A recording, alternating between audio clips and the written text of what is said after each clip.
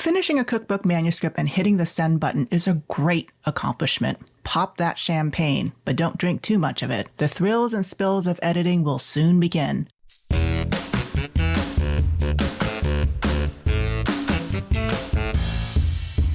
Welcome to Everything Cookbooks, the podcast for curious writers, readers, and cooks. I'm Andrea Nguyen, and I'm here with my co-hosts, Kate Leahy, Kristin Donnelly, and Molly Stevens. The road to making a great cookbook can get a little bumpy. What's involved, and how do you survive and thrive?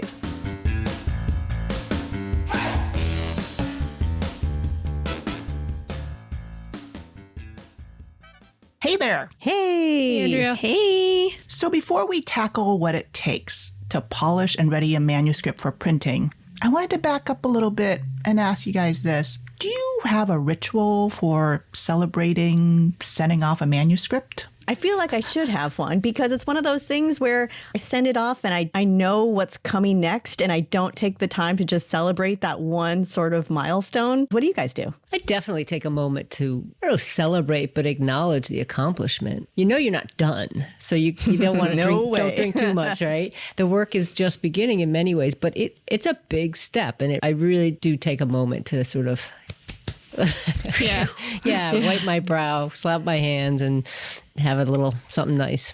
Yeah, I'm sure a little bubbly wine has been involved before, but I wouldn't call it a ritual. And now I also want one. You guys, I do a little dance. Okay. Nice. Okay, what move? What is your signature dance move? Do you have a soundtrack for that? No, it's in my head. I'm like, yes! And I jump around a little bit because it is, for me, kind of like, phew, that's one huge benchmark to cross.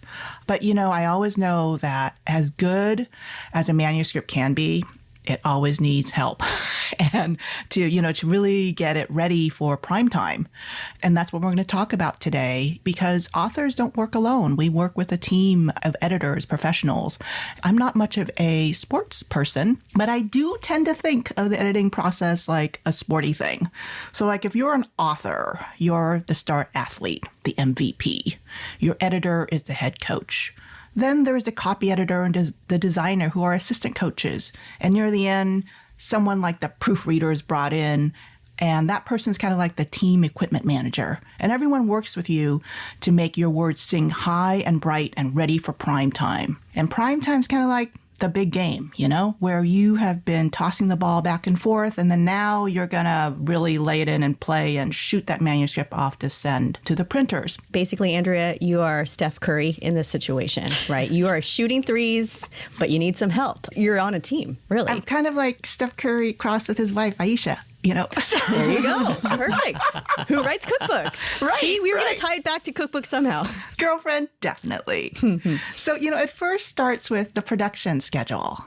And that happens at various times during the book creation process. How do you guys negotiate that production schedule? And what do you feel like are your author's obligations and duties? The one thing I would say about production schedule is I lined it up with my calendar going forward, because chances are during the writing process, the recipe development process, I've been working pretty full tilt on the thing. Once I send it off, I know there are going to be some breaks where I can take on other work or do other things, or maybe take some time off or whatever it is. But I try to line up the production schedule with whatever else is going on, so that, maybe I need some other projects because I've just lost so much money working on this manuscript for so many years without me, because I burned up my advance and I need some cash. But so to just sort of lay it out, and so I can see what the next, because it's going to be a year before that book goes to print. Right. So typically you get about 12 to 14 months to truly edit the book. And that kind of shifts around a little bit. You line it up with your schedule, but who determines that? I mean, the editor sort of does, right? And how much leeway does the author have? In my experience as an author, I have not had a lot of leeway on the production schedule. They pretty much tell me when it's going to come back to me and give me a deadline for sending it back. And maybe there's like a week or two or a day or two, depending on how much space there is on either end. But those deadlines are pretty important because they're working toward a deadline for when they're going to send the book to print. Then that determines when the book will go on sale. Yeah, I agree. And they can be really tight turnarounds too.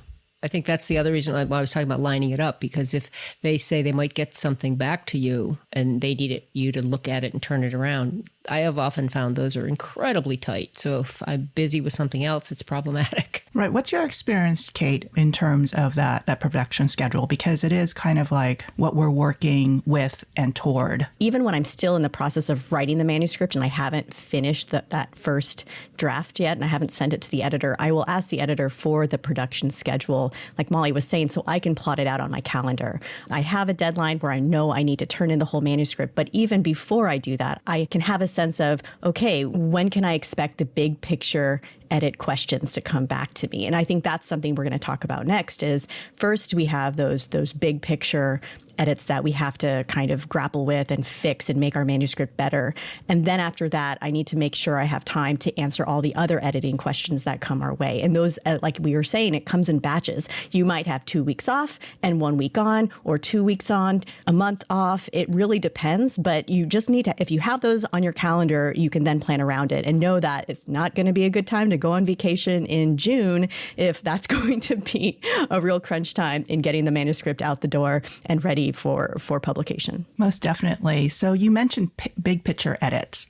So let's talk about that a little bit. There are different terms for that. Sometimes the term that's thrown around is a developmental edit and also a line edit. And that doesn't always happen once the manuscript comes in. Sometimes it happens beforehand. So can you guys talk a little bit about, how your experiences have been shaped by the various big picture edits? A big picture edit will be something like, I'll just take Burma Superstar for an example. That was a book that I worked on a few years ago. And when I turned in the manuscript, and that had all the head notes and all the recipes, like the entire first draft of that book and how I wrote it is all what I turned in. And then several weeks later, you get it back from your editor with questions like, some of these head notes mention people, specific people, but some don't. And there doesn't seem to be the right balance. You need either to have a lot more people mentioned or take out everybody, just to have those kind of balances. That kind of thing to me is a big picture edit because it's going through the whole tone of the book and how the whole book reads. So if, say, I was writing, a fictional story, if this would be whether or not the plot makes sense, whether or not you need a different ending. So with cookbooks, it's about, does it feel cohesive? Are those fixes that you can make the book polished a little bit more? So we're not talking about teaspoons and tablespoons here. We're talking about what you're trying to say. Is it really coming across the way you mean it to come across? Right. So that goes back to the whole thing of like, what is it that you want to say, your mission?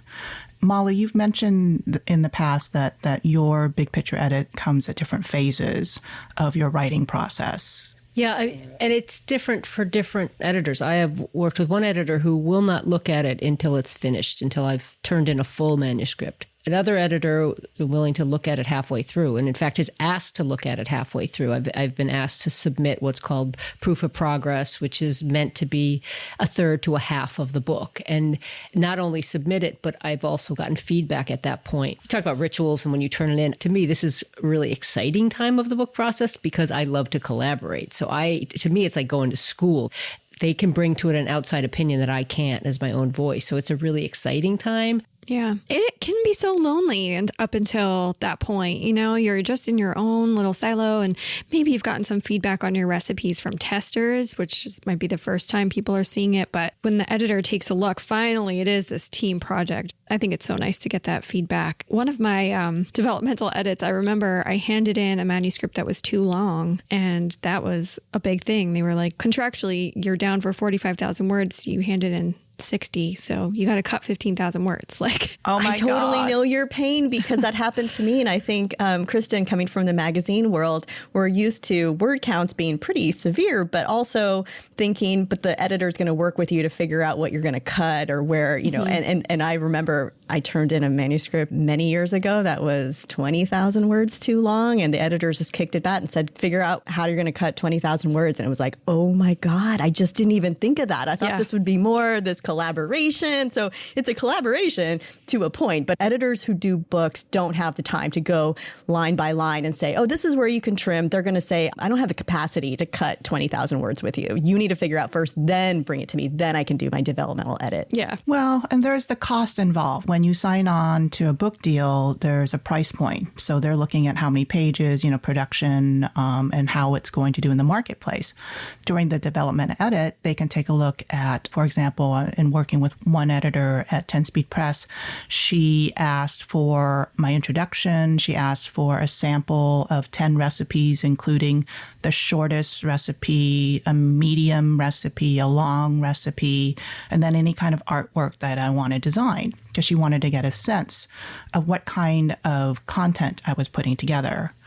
I take a look at that word count in the contract, and then I always go over it. Mm-hmm. It's easier to cut than to add, man. Yeah, so true.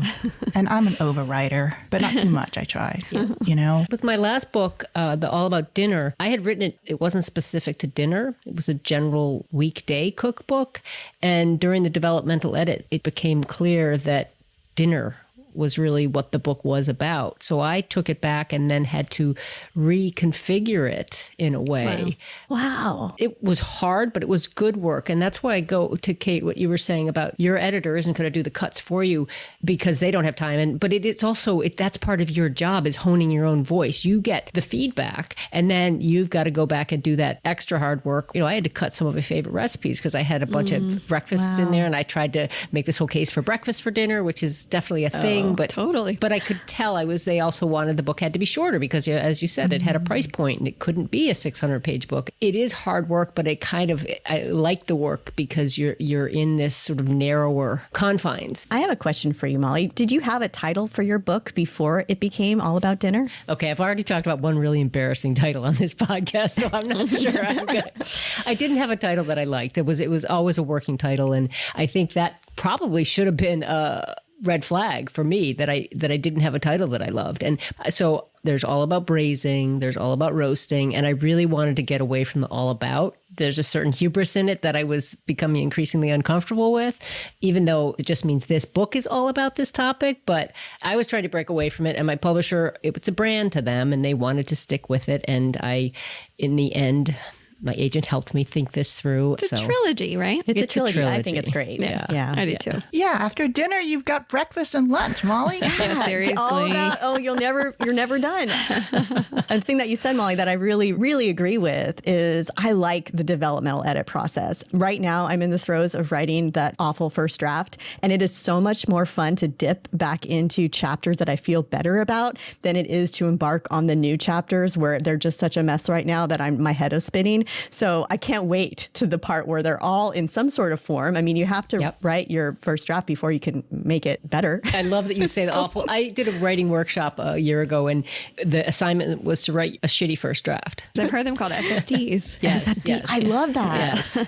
Well, so the big picture edit, you get it back, and I feel like it's a funnel, right? And it gets narrower and narrower. And so the big picture one just kind of puts a few guardrails on your writing. And that can happen after you turn your manuscript in or while you're writing your manuscript. What about the fine tuning that your editor does, the line edit? I have not always received the fun of having a line edit done, because sometimes I'll turn in a manuscript and it goes directly into what's called a copy edit, which we'll talk about further. But you all have more experience with the line edit than I do, I believe. I will say, so I used to work for a magazine, and line editing was huge. So line editing is basically where they're editing your prose word for word. Line by line. Line by line. Exactly. And I have to say my agent is actually a beautiful line editor. Occasionally he'll do some line editing on a proposal, and it's so well done. So I was a little surprised with the book process about how the line edit is pretty light, I would say, if it happens at all. Maybe they'll mark something that's like, this is awkward. But that, in my experience, that's mostly been the line edit. Whereas when I worked for magazines, every caption was, every little thing was line edited. It was surprising to me, and it made me feel like I had to become more confident in a way as a writer. I agree. I feel like my first book, I was developmentally edited. I was line edited. I got like the whole shebang, and I learned so much.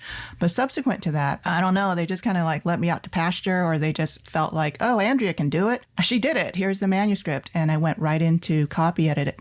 But the line edit, I feel, is like where the rubber hits the road for a lot of writers, because that's where you get like those queries, things in the margins. Traditionally, they were done in pencil. Molly, do you have anything to share about that? Yeah.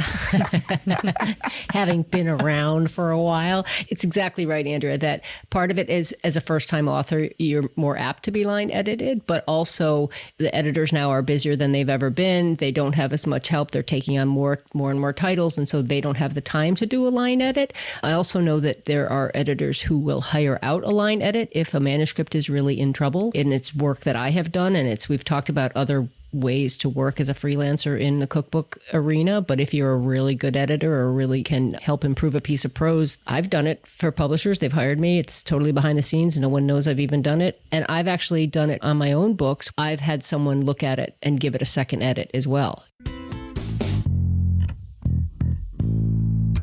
On Vietnamese Food Any Day, I got a light developmental edit, and then I went through the entire manuscript and edited it down, sent it back to my editor, who did not do a line edit, but she just sent it into the next phase of fine-tuning, which is copy editing. How does copy editing differ from a line edit? Because it's not done by your editor. It's done by a copy editor who is oftentimes a freelancer. And that's sort of like, for me, sometimes a shocking process, because, you know, the copy editor isn't just going to suggest things. The copy editor will go ahead and make changes. At that point, you as the author can sometimes feel like you have less control. But how do you negotiate that, Kristin? Well, sometimes a copy editor can really save you. Let's say in recipes, you call for 3 tablespoons of oil and only 2 are used in the recipe. The copy editor most likely will catch that. Hopefully, they're going to be checking the spellings of proper names. Grammar. Spelling, I mean, hopefully you spell check, but they'll also hopefully catch some other spelling things. Style. Right. And different publishers have different ways on how they want a recipe written. So sometimes, you know, you might spell out teaspoon. Sometimes it might be shortened to TSP. So there's a lot of different things that go into it. And a copy editor is sort of that person, Kristin, to what you were saying. That's the person who's going to catch that and be that sort of like pebble in your shoe in the best way possible, if that makes any sense. It's kind of like that person who is going to point out all your foibles. You can't read your own manuscript and catch everything. You're just not going to. You're going to sometimes write ladder when you meant ladder. You're going to miss a colon or a semicolon or a comma, or just completely misspell a very common word. It happens to everybody. And a copy editor is that fresh pair of eyes that can catch all that for you. And sometimes I've had in my experience, I won't be formally line edited, but a copy editor will sometimes catch things and make suggestions for rephrasing. And that'll be a little comment in the margin when I get the manuscript back. Yeah, you know, a copy editor, I always say, even though I get angry sometimes, shocked by some of the things that they suggest, and sometimes they also insert errors, so you have to watch for that. But when those moments come, when it gets very frustrating late at night, I do this thing where I write in the queries, which are all done through Word and track changes. I write like a nasty response, and then I just leave it till the next day, and I delete it. And it's just somehow helps me release that. You know, and I always think like every kind of mistake that a copy editor points out is something that I get to learn from too, because they're looking at my manuscript as if they're a cook that is approaching the manuscript, trying to work through something. But, you know, you just always have to check every single one of those queries to make sure that they make sense and that you agree with them, because you may not always agree with them. And with foreign words too, that's really up to the author to keep track of, because a copy editor is not necessarily going to know terms in, say, Mandarin or Vietnamese. But a good one is great to have. And I always tell my editor to book someone far ahead in advance for my projects. Molly, you've worked with the same copy editor on many of your projects, right? Yeah, I've been very fortunate. I worked with Judith Sutton, who is just a remarkable copy editor, made my books much, much better. The thing I do is I write my own style sheet as well, as working with the house style sheet because there's certain things that I feel strongly about. I mean, we've talked about this, like I don't say preheat the oven, I say heat the oven. And I find by having a style sheet out front, I can argue for things that may not be in the house style, but are the way I want to say them. You know, how you call for salt,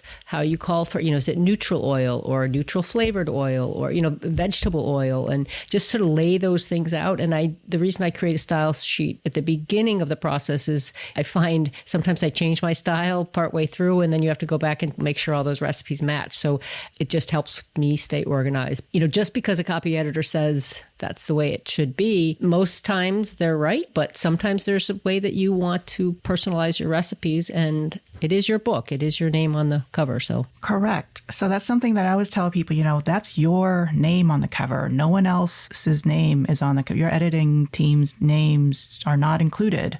They're included in the acknowledgments, perhaps. But, it is your book at the end of the day.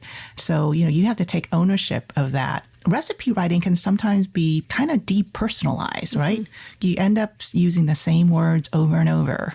Add this to the bowl, stir it in. And sometimes you want a little bit of flair.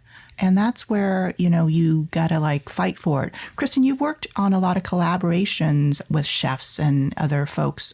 How do you work in their kind of style? Sometimes it's a little bit of push and pull, I would say. With chefs especially, they have restaurant-y type terms, like hotel pan, for example, which is something that's in every restaurant kitchen. A home cook has no idea what that is. And the chef I just worked with most recently, he hated the word drizzle, took it out. He was like, spoon. Oh, and he hated sprinkle, except in very rare cases. People have their quirks and their things. But yeah, I feel like it's just a little bit of a push and pull negotiation. So the copy edit returns to you, and then you get one pass through it where you're reviewing all the comments and making responses, changes. Sometimes, you just have to click, I agree, with the copy editor's changes. And then sometimes you put your own changes in there. One of the things that I do always is I check the quantities in the recipes to make sure that those have not been changed. So I always keep printout of my original drafts of the recipes, and then I just print out the copy edit and I match them up. Because at the end of the day, man, those quantities are very, very important. But so where are those mistakes, those errors coming from? Okay, I think that those errors sometimes can come in the copy edit. Sometimes it comes in design, which is the next phase. This is what I consider the pretty edit. Mm-hmm. The important point here is that mistakes can crop up at any time. Mm-hmm. And fractions. Absolutely. Yes. Because fractions don't always copy and paste quite nicely. That's really good advice, Andrea. Andrea, I just thought of something. I think this was a copy editor thing that you had where somebody changed remove from the heat to turn off the heat or something like that. Yes. I was horrified. It was to my rice cooking instructions, and I just wanted them to turn off the heat and leave it to cook on the residual heat of the burner. And the copy editor throughout was just remove from the heat, remove from the heat. And I was just like, God damn it.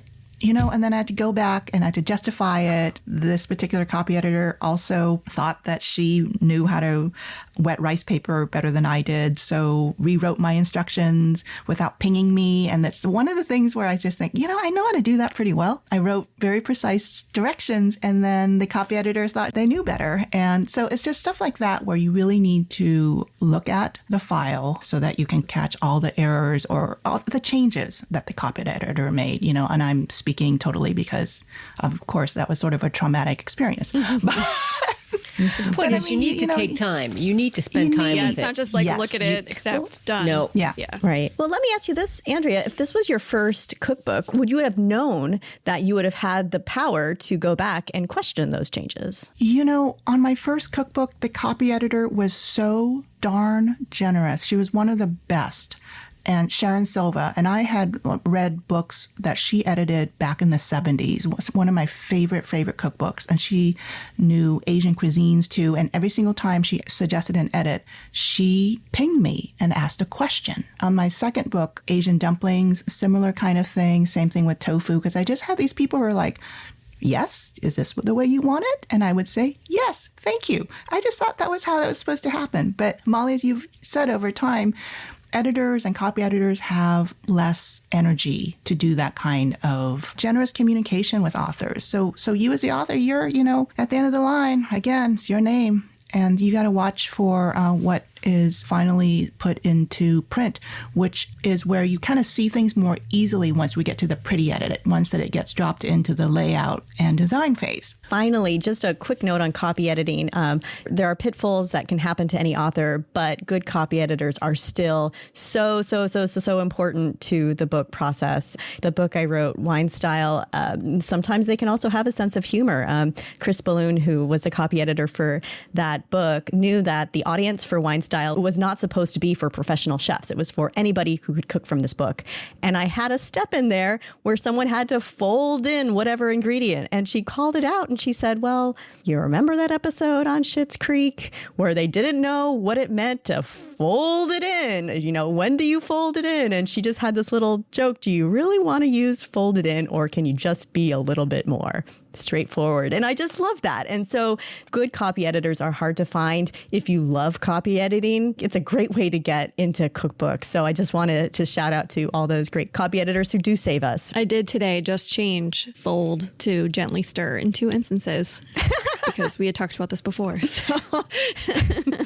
So let's fold into the next part. Oh, of, nice segue. Thank you. Of the process, which again is where you get sent these beautiful design pages, proofs of your book. And they arrive in the form of a huge package at your doorstep as well as a PDF. More and more, I'm just getting digital copies and I print them myself. Oh, that's so hard. Do you have to pay? Do you have to go to some store and print it out? And that's like $50 sometimes, right? Or if it depends on how they design it. Like I just received one that's 8.5 by 11, so I can print it at home. But then you're not seeing the spreads. I know, because No. those 11 by 17 pages are just so, awesome to take a look at. You get between, 2 and 4 passes at those. So that's where you're reading and reviewing and checking things. And sometimes the designer will definitely show you have too much copy and you got to cut it. So that's where late at night I am counting the number of characters and the number of lines and trying to see how much I can trim and snip and essentially use a scalpel to make those changes. Molly, how many passes do you typically get? Depends on the project. I have seen as far in as the 4th pass. But by the time you see the 4th pass, you are not making a change unless it's absolutely crucial. Like, you are not, because any change at that point just could wreak havoc, could make the whole house fall down sort of thing. And it's very expensive. But typically you're still able to make changes in certainly the 1st and the 2nd. But once it's usually being indexed sometime around then. So the page numbers are being taken into account. But one of the things I'm looking for is the flow, especially in the recipe procedure, because as you all know, I tend to write long recipes with a lot of instruction. And so sometimes there will be a page break or a line, a column jump. And I want to make sure that it's not at some critical moment where, you're up to your elbows in something and you need to flip a page or something. And so as much as I can want it to flow. So it's useful, but it still is easy to read. Yeah, there's the flow of the copy and also how it lays on the page. So I always try to juggle the copy so that, for example, more or less at the bottom of the page, they're equal. Mm-hmm. Right? So that it's handsome looking and there's a nice amount of white space on the page. And my designer always comes back and says, I really appreciate that sort of work. It's not easy. I go through a lot of erasers, frankly. So do I. And I have to sweep up all the eraser bits, which is really annoying. So for my own books, I've been on the photo shoots. Sometimes for books where I'm a collaborator, I'm not on the photo shoot. And especially now with the pandemic, they're not always letting authors in the photo shoot. I don't love it. I'll just say that. I don't love it.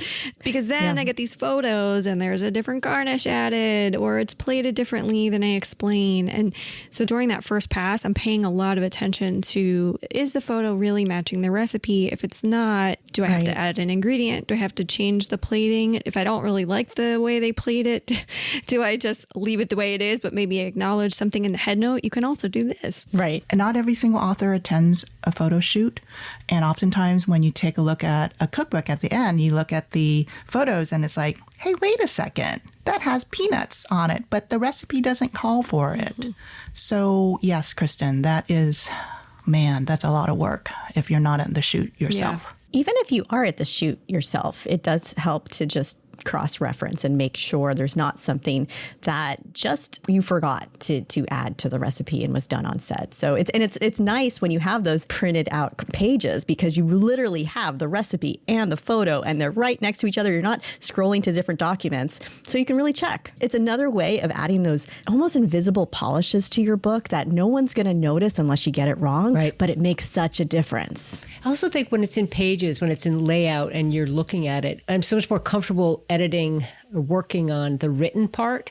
But when you have to step back and start looking at it as a book, a visual object, you need to get into that brain where you're looking at the whole. You're checking to make sure that the photograph matches the recipe, that the titles of the recipe, that's another thing. The title might have gotten changed somewhere along the way.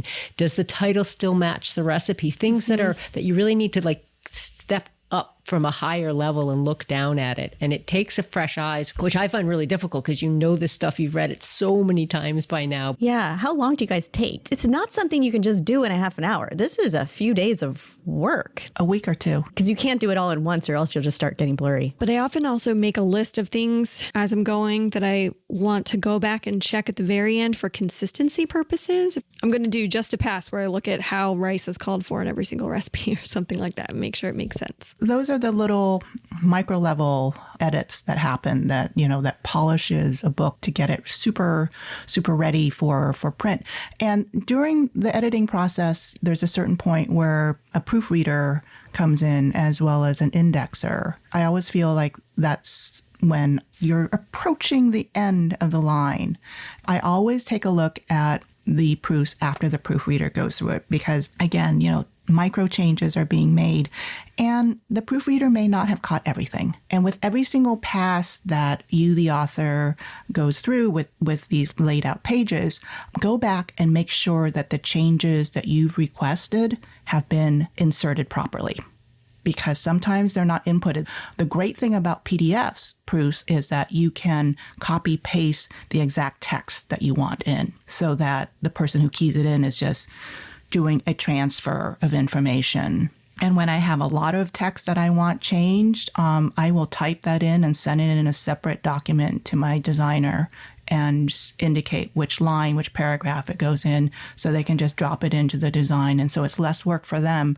I always feel like if it's less work for them, well, then they'll let me kind of wiggle more stuff into. Exactly. As the proof process goes on. For me, I could fuss endlessly with any paragraph I've ever written.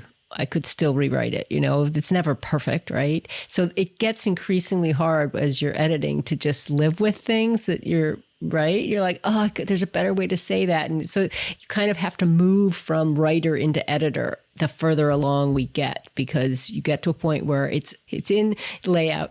Those are the moments when I need to walk away and take a break. When I'm like, okay, I'm not rewriting at this point. I'm just looking for things that are wrong. Yeah, at the end. But, I usually, I think publishers often give you 2 passes with your laid out pages, but there was a project recently where I asked for a 3rd pass and I said, it's only to cross-check. Yes. I said, if I see something, unless it's egregious, I'm not going to mark it. Like a missing ingredient or something like that. But if you're just sick of the word drizzle and you've used it, you still have stick with let it go. Yep. Let it go. Let it go. What about a sensitivity read? I've done 3 sensitivity readings on a freelance basis, and I feel that as more cookbooks cover global flavors, that, it's increasingly sensitivity reads are necessary. Have you guys seen that increasingly? I have requested sensitivity reads, and Andrea's helped me with one before. Actually, a project I'm working on now, they hired sensitivity readers, which is awesome.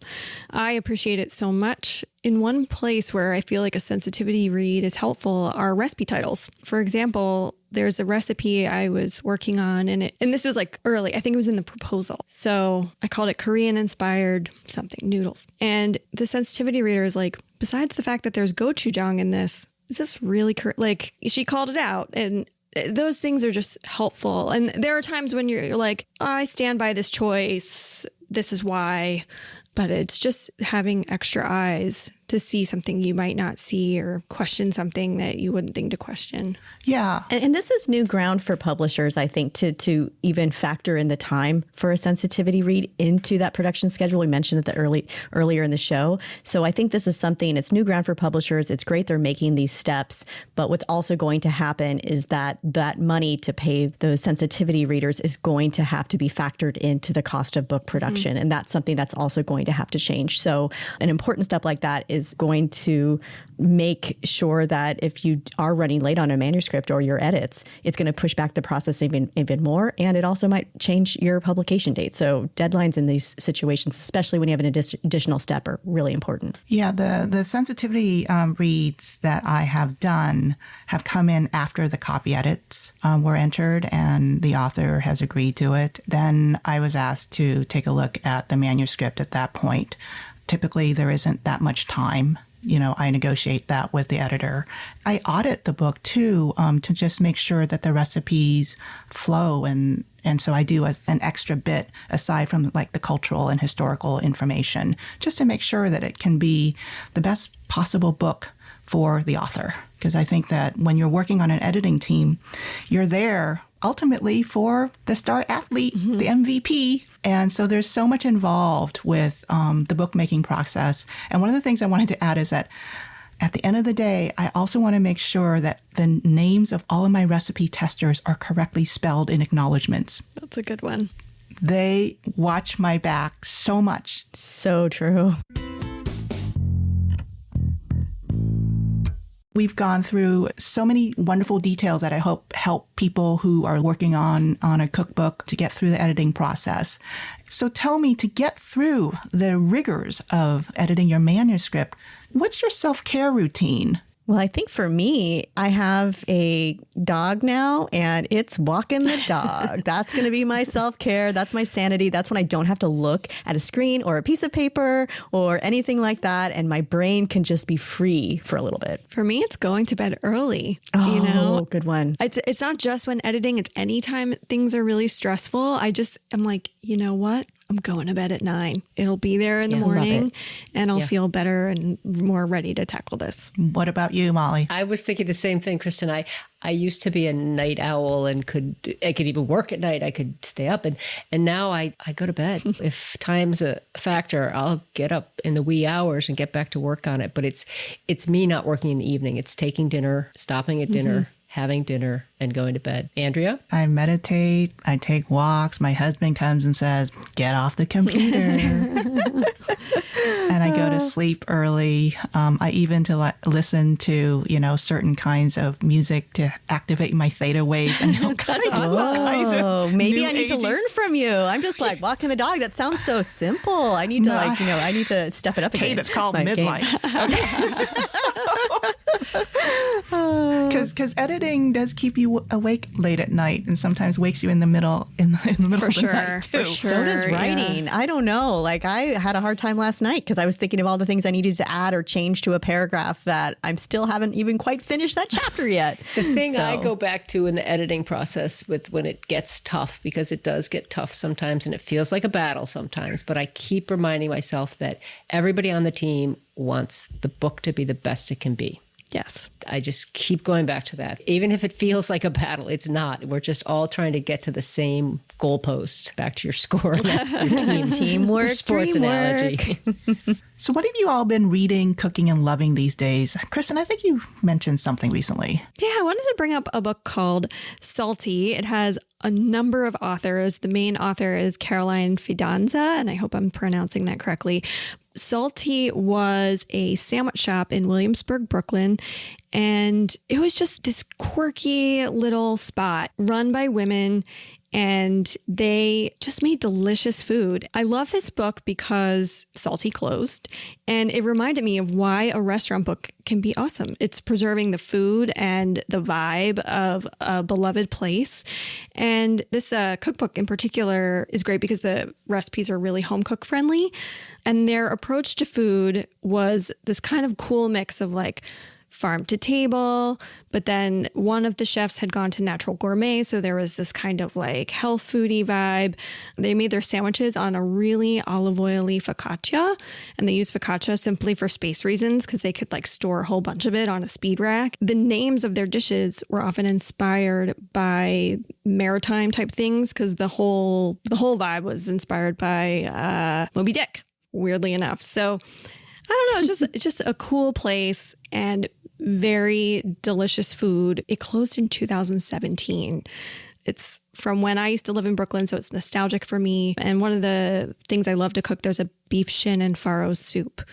But I flip through it all the time for inspiration. So is that focaccia recipe in there? Oh, yes. It's so good. It's pretty thick, like compared to focaccia. So it is really good for sandwiches. And then their sandwiches, they weren't exclusively plant-based at all, but they often had a lot of vegetable options and almost always had a pickle component. Yeah. So it's just like very dynamic tasting food. That sounds so good. God, Kristin, you made me so hungry now. And I just want to either lick some salt or bake that darn focaccia. Make a banh mi on the focaccia. Yes. Pickles made me think of that. A good book is a friend in the kitchen and a friend for life. So I just appreciate hearing all of your thoughts about what makes a good cookbook. To hear things from the other side of the manuscript, check out my conversation with cookbook editor Jennifer Sitt.